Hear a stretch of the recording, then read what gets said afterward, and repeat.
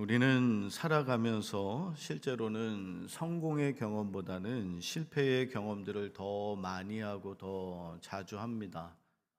사업의 실패, 또 건강의 실패, 또 진학이나 취업의 실패, 이런 것들을 마주하게 되면 굉장히 고통스럽고 아프기는 합니다만, 그러나 우리를 오랫동안 더 아프게 만드는 그것은 오늘 우리 장로님이 기도 가운데도 말씀하셨던 관계의 실패라고 하는 것입니다.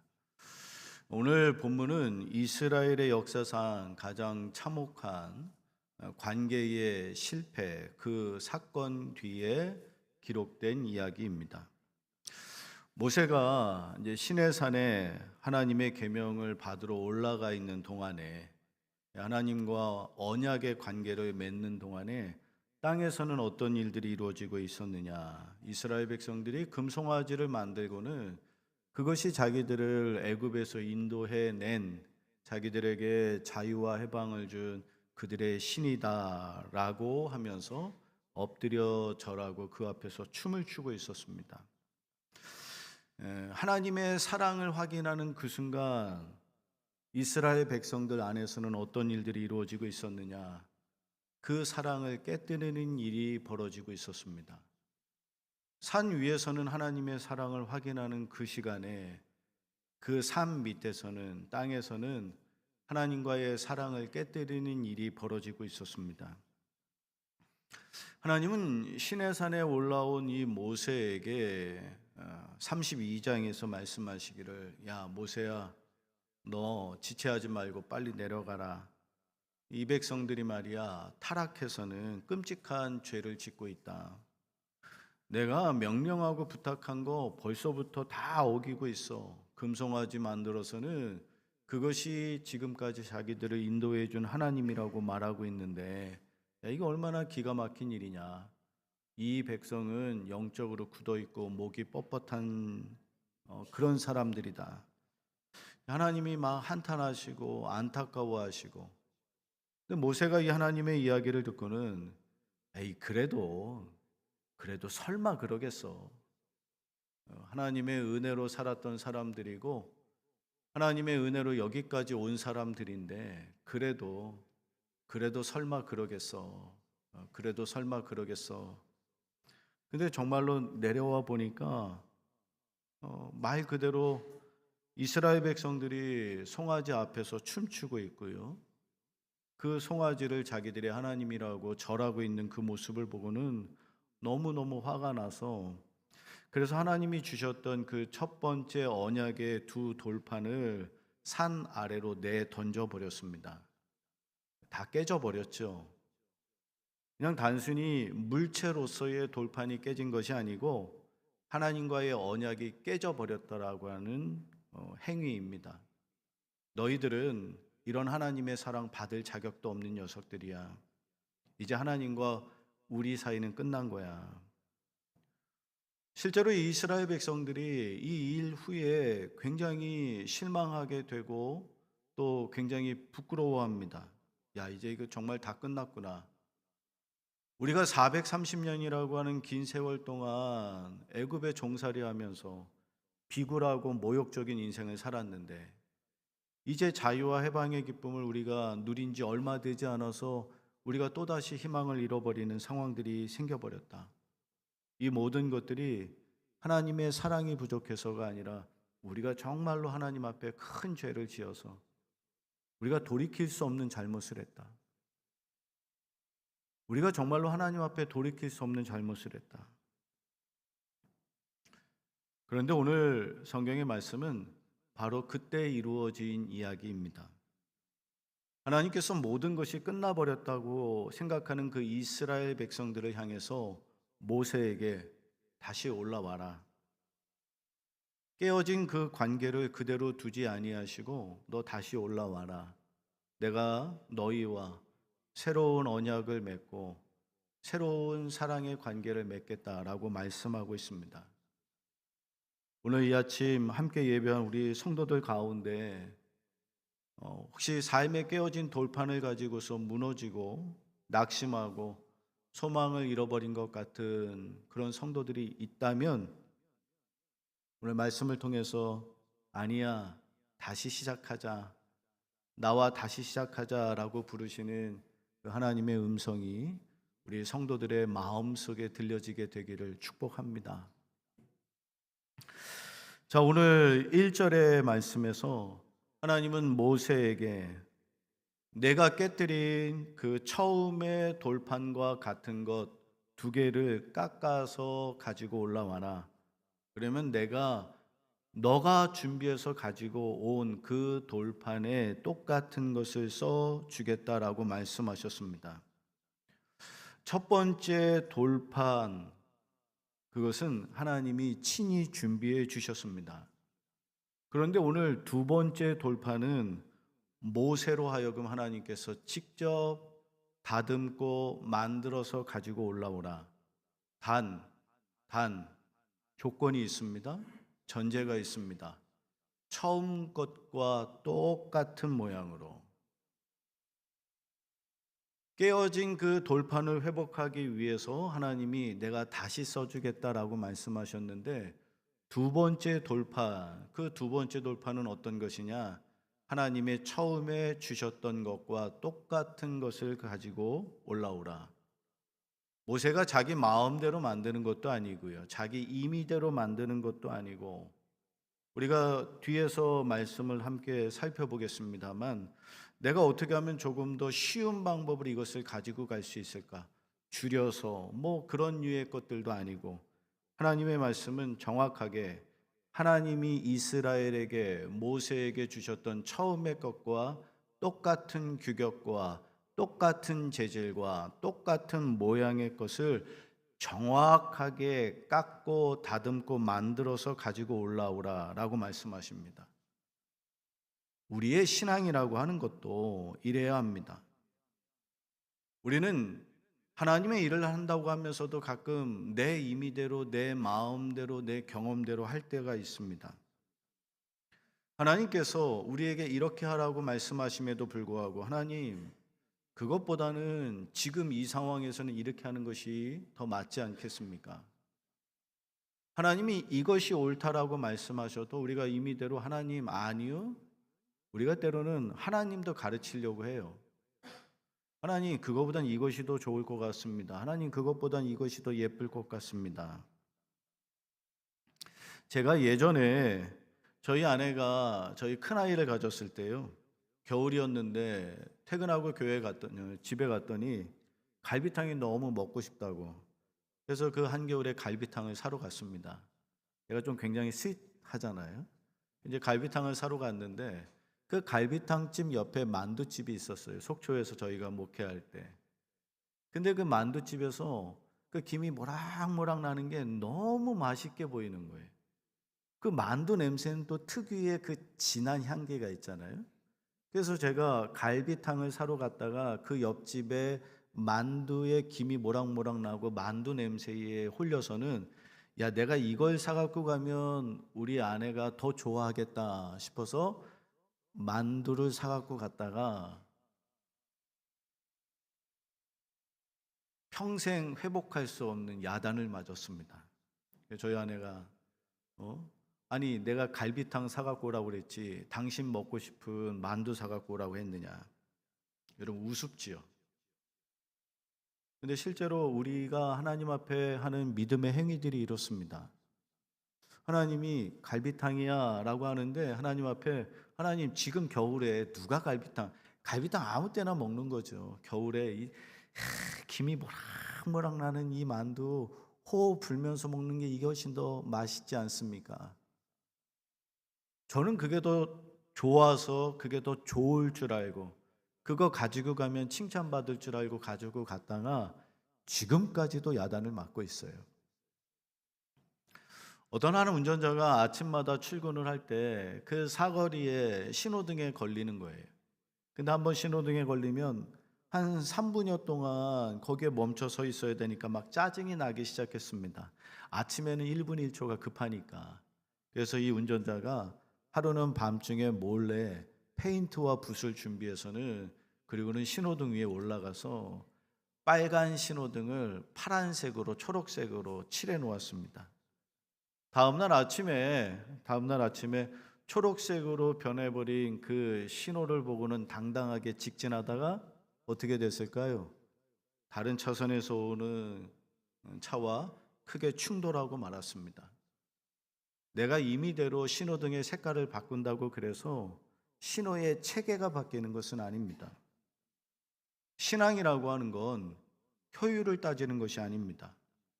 하나님 말씀 따라가는 것이 신앙생활이지, 편리를 따라가고 효과와 효능을 따라가고 가격 대비 가성비 이런 건 따지는 건 신앙이 아닙니다. 내 생각, 내 경험이 우선이 되면 어떻게 되느냐? 여러분, 내가 임의대로 열심히 한 모든 것들은 결국 금송아지가 될 수 있습니다. 이스라엘 백성들이 금송아지를 만들 때 여러분, 이들이 작정하고 하나님을 거역하고 만든 것이 아닙니다. 그 순간의 만큼은 그것이 최선이라고 생각을 했습니다. 우리의 지도자 되는 모세는 하나님 만나러 올라갔는데 이거는 하몽차사잖아요. 내려오지도 않고 야 도대체 어떻게 해야 되느냐. 그 이스라엘 백성들이 그 상황 속에서 그들이 가장 좋은 방법을 선택해낸 게 금송아지예요. 사울 왕이 하나님으로부터 버림을 받을 때 여러분 가장 결정적인 사건이 뭐냐면 사무엘을 기다리지 못해서 임의대로 하나님께 예배를 그 스스로가 집례하거든요. 근데 사실 지휘관으로서의 우리가 입장을 대입해 보면 충분히 이해가 갈 만한 상황들입니다. 이스라엘은 계속해서 블레셋에 밀리고 있었고 전쟁에서 계속된 패배를 거듭하니까 병사들이 두려움 가운데 탈영자들이 속출하고 있었습니다. 오늘이야 내일이야 사무엘이 도착해서 예배하면 그러면 우리의 도움이 되시고 피난처가 되시는 하나님이 우리에게 지혜도 주시고 힘도 주시고 능력도 주시면 그럼 우리가 전세가 역전될 수 있을 거다. 그렇게 백성들을 그렇게 군사들을 달래고 있었는데 사무엘이 약속된 시간에 오지 않았단 말이에요. 그러니까 이 군대는 더 동요하고 사울 왕이 어쩔 수 없이 꺼내든 것이 그러면 내가 보고 배운 것이 있으니 내가 하나님 앞에 예배 드려야 되겠다. 우리가 지휘관이라면 우리가 지도자이고 한 부서와 기관의 책임자라면 얼마든지 할 수 있는 선택이고 행위입니다. 그러나 그럼에도 불구하고 하나님께서 그 일로 인해서 사울 왕을 버리시죠. 왜? 내 임의대로 했다는 거예요. 그럴 만한 상황은 충분히 이해는 되지만 소위 말하는 우리가 정상 참작이라고 하는 것은 가능하지만 그러나 믿음의 일은 이해로 되는 것이 아니니까. 임의로 왜 너 스스로 임의로 하느냐? 하나님의 말씀을 기다려야지. 하나님은 모세에게 처음 것과 똑같은 돌판을 요구하셨습니다. 처음 것과 똑같이 만들어서 가지고 와라. 처음 것은 누가 만들어준 거예요? 하나님이. 처음 것과 똑같은 것을 만들어서 가지고 오라고 하셨습니다. 우리는 자꾸 주변의 사람들을 바라봅니다. 다른 사람들의 대단한 믿음, 다른 사람들의 어떤 뜨겁게 열정적으로 하는 기도, 정말로 나는 도저히 감당할 수 없는 엄청난 헌신을 가지고 교회를 살피고 또 믿음 생활하는 성도들을 보면 부럽기도 하고 또 한편으로는 할 수 없는 내 형편과 비교하면서 야 도대체 저 사람들은 저렇게 하는데 나는 이게 뭐냐 낙심하기도 하고 부끄럽기도 하고요. 그런데 성도 여러분, 상황이 다르면 할 수 있는 일도 다른 거예요. 세상의 모든 사람들이 다 똑같은 일을 하는 건 아닙니다. 소위 말해서 우리가 각자가 맡은 직업이 다르면, 역할이 다르면 우리가 한 부서와 기관에서 일하는 그 롤이 달라지는 것처럼 상황이 다르면 할 수 있는 일도 달라지는 겁니다. 오늘 하나님은 우리들에게 말씀하시기를 다른 돌판이 아니라 하나님이 처음에 주셨던 것 그거 가지고 올라오라. 암흑의 권사의 돌판을 가지고 오는 것도 아니고요. 암흑의 장로의 돌판을 가지고 오는 것도 아니고, 하나님은 누구의 것을 가지고 올라오라. 하나님이 보여주시고 하나님이 말씀하신 그것 가지고 올라오라. 우리들이 흔히 신앙의 롤 모델이라고 하는 사람들을 말합니다. 또 저도 목회적으로 닮고 싶고 또 제가 배우고 싶어하는 목사님들이 있겠죠. 롤 모델. 여러분들의 신앙의 롤 모델은 누구예요? 우리의 신앙의 롤 모델을 이야기를 하면 앞서가신 장로님들, 권사님들 이런 분들을 이야기를 하는데, 그러나 하나님이 우리에게 원하시는 진짜 롤 모델은 누구냐? 그 누구도 아니고 과거의 나. 내 신앙의 롤 모델은 누구냐? 다른 사람들이 아닙니다. 과거의 나. 순수하게 열정적으로 의심 없이 순종하면서 거짓 없이 부지런히 믿었던 과거의 나, 이게 내 신앙의 롤 모델이에요. 왜? 내 상황 속에서 내가 가장 잘할 수 있는 그 사람, 그 환경이 누구냐? 그게 나이거든요. 그 사람이 그렇게 할 수 있는 건 그 사람의 상황 속에서 최선이지, 내가 아무리 잘하고 싶어도 그 사람이 아닌 이상 어떻게 할 수 있겠어요? 우리가 가만히 생각해 보면 과거의 나 참 대단했습니다. 처음 예수 믿었을 때 나를 한번 생각해 보십시오. 처음에 내가 예수를 간절히 절실히 붙들었던 그때를 한번 생각해 보십시오. 그때는 토달지 않았어요. 의심하지 않았어요. 변명하지 않았어요. 내가 예수를 처음 만났을 때의 나를 돌이켜보면 정말로 100점짜리 신앙인입니다. 하나님 말씀이 강단에서 선포되면 아멘으로 순종했고요. 이것은 이렇게 하는 것입니다 라고 가르치면 내가 그렇게 하겠습니다. 거짓 없이 신실하게 내 감정과 기분이 아니라 하나님 말씀 따라서, 예수 없으면 내가 견딜 수 없으니까, 하나님이 나에게 은혜와 자비를 베풀지 않으면 살 수 없으니까 주님이 뭐라고 말씀하시든 내가 그 말씀대로 순종하겠습니다. 그때는 참 순수했잖아요.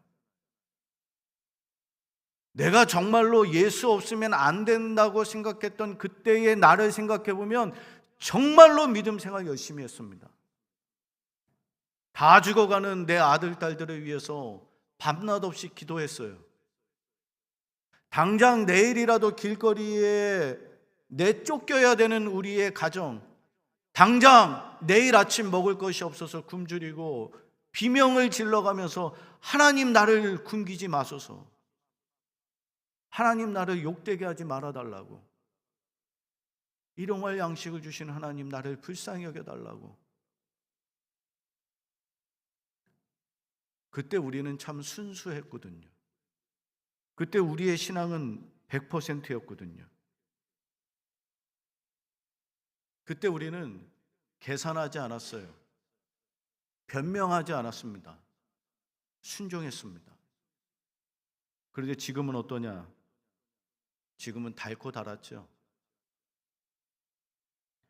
말씀보다 계산하고 순종하는 것보다 내 상황, 내 계획, 내 감정들이 훨씬 더 앞서가고, 사람마다 할 수 있는 환경이 다 다릅니다. 다른 사람 부러워할 거 없습니다. 그 사람에게는 그 사람에게 맡겨준 몫이 있는 것이고 역할이 있는 것이고, 나는 내가 할 일이 있는 거예요. 내가 할 일이 있는 거지. 하나님은 오늘 이 모세에게요, 다른 사람의 믿음 가져오라고 하지 않으셨어요. 지금 너에게 있는 것이 무엇이냐? 내가 가지고 있는 그거 가지고 와라. 예수님께서 마가복음 6장에서 오병이어의 기적을 행하실 때에도 이 제자들이 와서 예수님에게 문제거리에 대해서 보고합니다. 예수님 큰일 났습니다.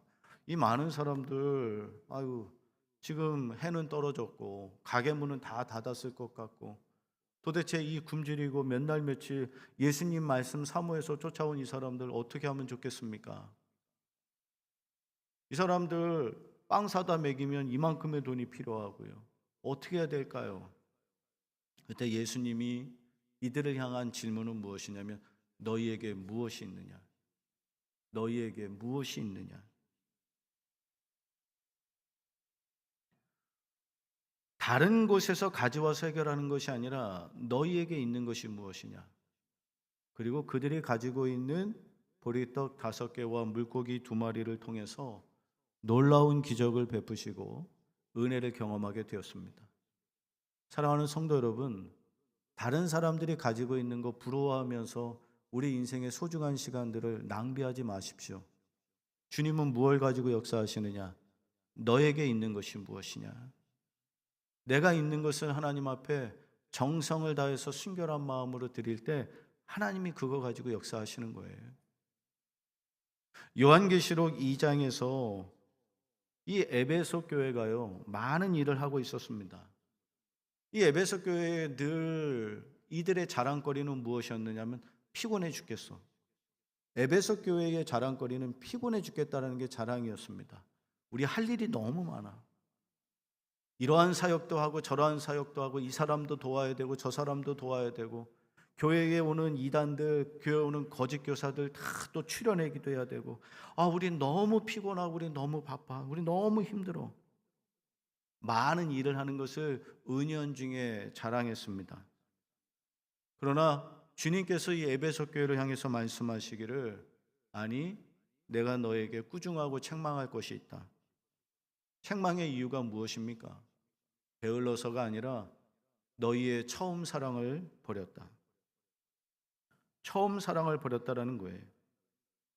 처음 예수를 만났을 때의 그 마음이면 충분하다. 내가 얼만큼의 몇 개의 일을 했고 일의 양의 문제가 아니라 오늘 예수님이 우리를 향한 말씀은 너희의 그 순수했던 그 마음이 어디 갔느냐? 순수했던 그 마음이 어디에 갔느냐?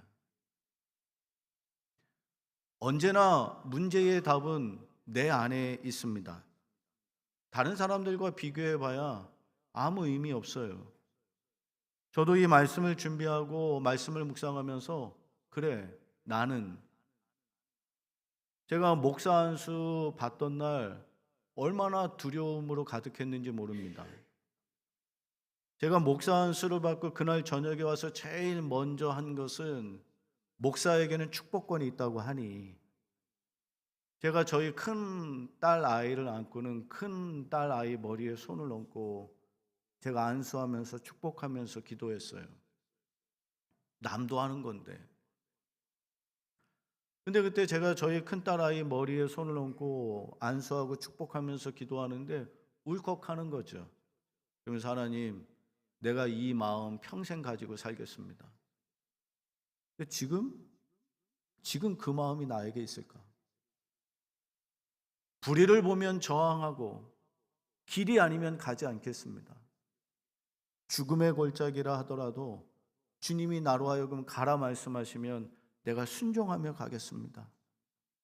부름받아 나선 이 몸 어디든지 가겠습니다. 근데 요즘은 그렇게 기도 안 해요. 부름받아 나선 이 몸 편한 길로 가게 하소서. 불의를 보면 저항하는 것이 아니라 불의를 보면 애써 외면하고 못 본 척하고 눈 감고. 우리 신앙의 롤 모델이 누구일까?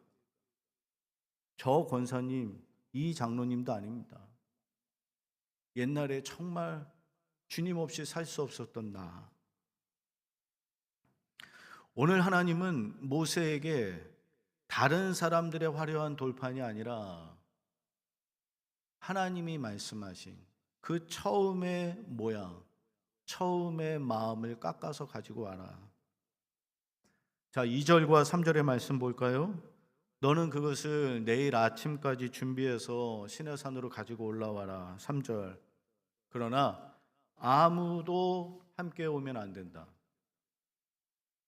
내 앞에 설 때에는 다른 사람도 있어서 안 되고 내 앞에 설 때에는 어떤 살아있는 짐승도 있어서는 안 된다. 아무도 함께하지 말고 혼자 올라와라. 혼자. 안 된다는 거예요. 누구도 안 된다. 너 혼자 올라와라. 이 명령을 받을 때 모세의 나이가 얼마였을까? 애굽의 바로 왕 앞에 설 때가 80이니까 80이 훌쩍 넘긴 고령의 나이입니다. 노구의 몸을 이끌고 다른 사람의 도움 없이 올라오라는 거예요. 그것도 여러분, 그냥 맨몸으로 올라가는 것도 힘들 텐데 커다란 두 돌판, 하나님이 말씀하셔서 깎고 다듬고 준비한 그 두 돌판을 어깨에 직접 메고 가파른 시내산을 걸어 올라와 꼭대기까지 올라오라고 말씀하십니다. 인간적으로 보면 너무하신 것 아닌가 하는 생각이 듭니다. 첫 번째 돌판, 첫 번째 언약의 말씀을 받으러 올라갈 때는요, 혼자 가지 않았어요. 여호수아와 동행했습니다. 마치 수행비서처럼. 그런데 두 번째 올라갈 때는 여호수아 없이 혼자 올라오라는 것입니다. 안 했던 것도 아니고 예전에 했던 일인데, 내 나이가 몇인데 말이야. 하나님, 내가 다른 것도 아니고 안 했던 것도 아니고 옛날에 여호수아랑 같이 올라가도 괜찮지 않았습니까? 그런데 이제 내가 이 노구의 몸을 이끌고 내가 이 무거운 돌판을 메고 어떻게 나 혼자 올라갑니까? 하나님, 내가 여호수아만 데려가면 안 되겠습니까? 아니, 안 돼. 너 혼자. 너 혼자. 다른 어떤 것도 안 되고 너 혼자 올라와라. 하나님 왜 그러셨을까? 깨어진 관계를 회복하는 것은, 하나님 앞에 우리가 서야 하는 일들은요, 다른 사람이 대신해 줄 수 없습니다. 내가 직접 감당해야 하는 수고라고 하는 것이 반드시 따라오게 되어 있습니다. 깨어진 관계를 회복할 때 중간에 누가 낀다? 천만에요. 오히려 또 다른 불씨와 다툼과 갈등이 생기죠. 깨어진 관계는 뭘로 회복하느냐? 당사자들이 하는 거예요. 하나님 앞에 설 때는 누가 서느냐? 대리자가 서는 것이 아닙니다. 내가 가서 서야 되는 거예요. 내가 가서. 물론 우리의 몸이 예전 같지 않습니다. 그러나 하나님의 일, 하나님 앞에 서는 것만큼은 누구도 대신할 수 없습니다. 내 신앙의 의무와 책임과 역할을 배우자에게, 자녀들에게, 친구들에게 미룰 수 없습니다. 아무리 자녀를 사랑하는 부모라 할지라도 자녀가 배가 고파요. 뭘 하겠습니까? 맛있게 음식을 준비하겠죠. 배가 고파서 끙끙거리는 자녀에게 맛있는 음식을 만들어서 줄 수는 있으나, 그러나 부모가 대신 먹어서 배고픈 자녀의 배를 부르게 할 수는 없습니다.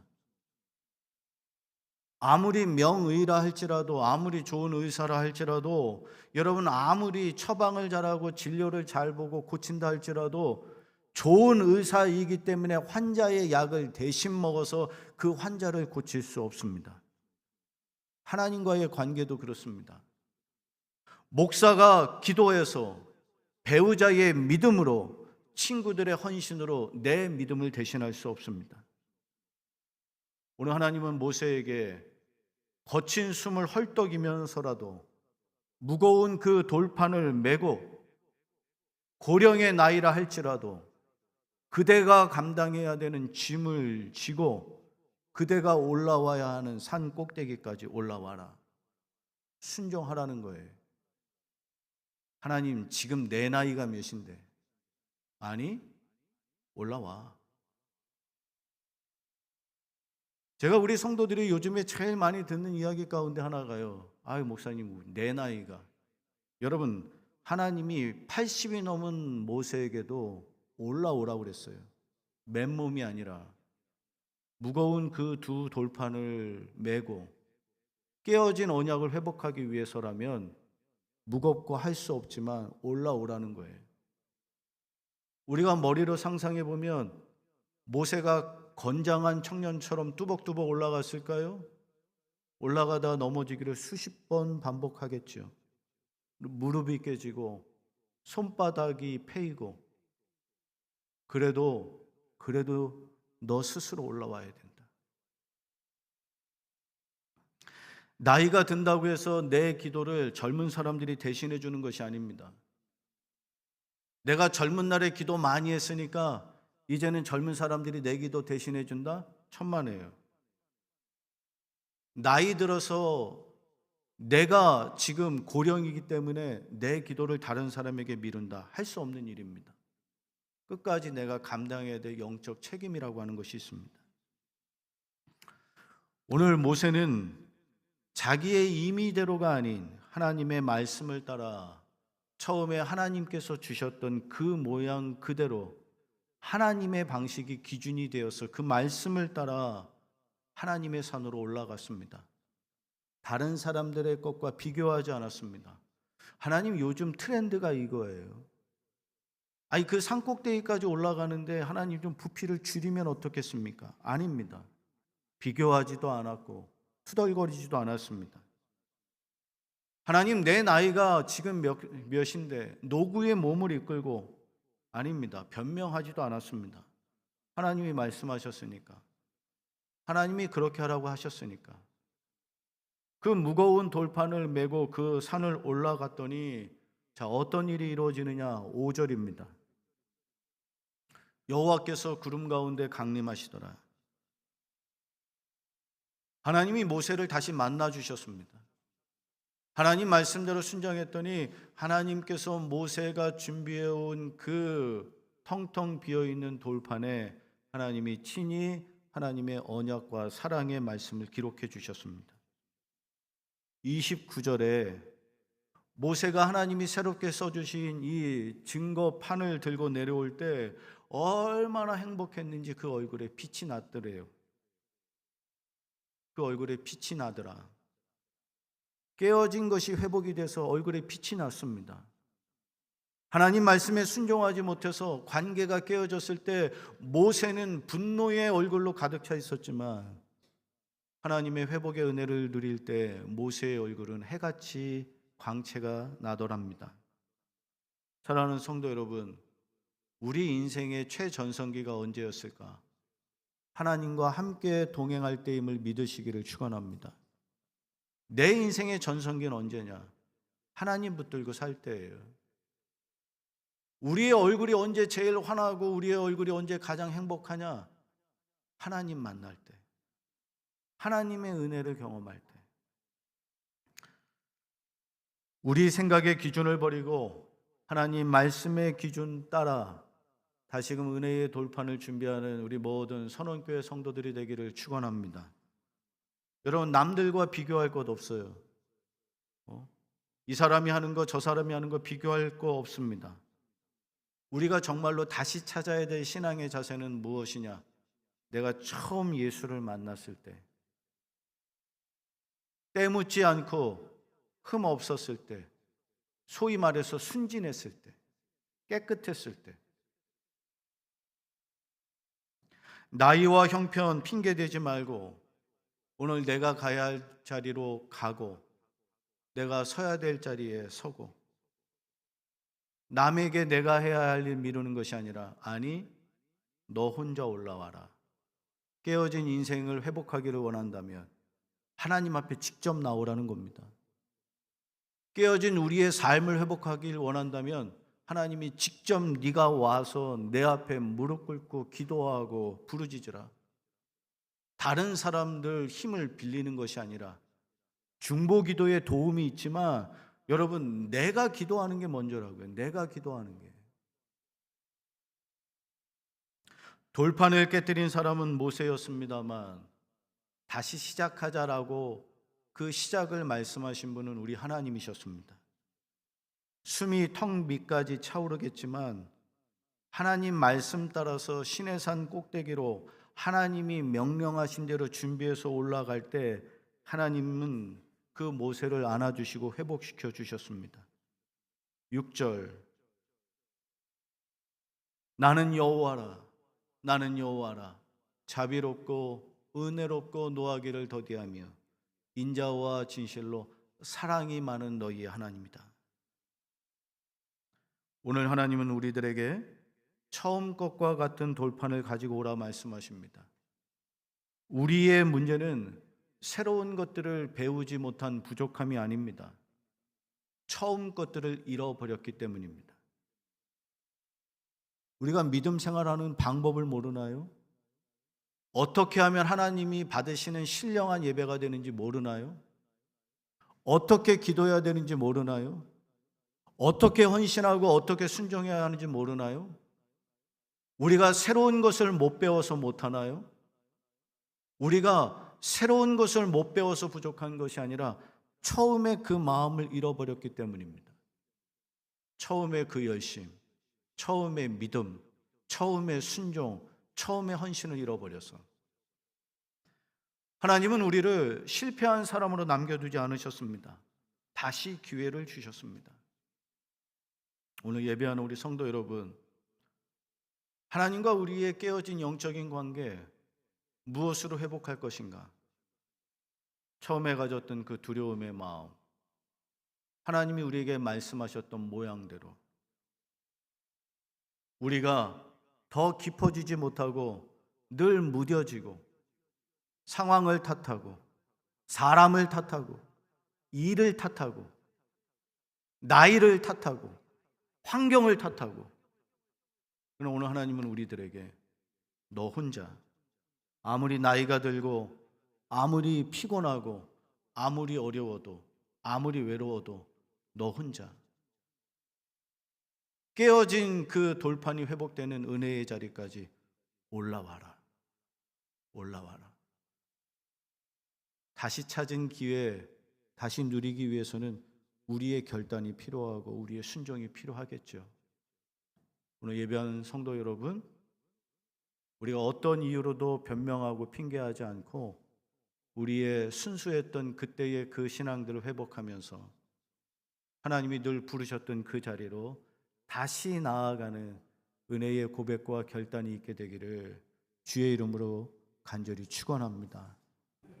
살아계셔서 우리 가운데 역사하시는 하나님, 실패한 인생을 그대로 두지 아니하시고 우리를 불러 또다시 하나님의 은혜를 기록하여 주시기를 원하시는 하나님, 오늘 하나님의 부르심 가운데 순종하기를 원합니다.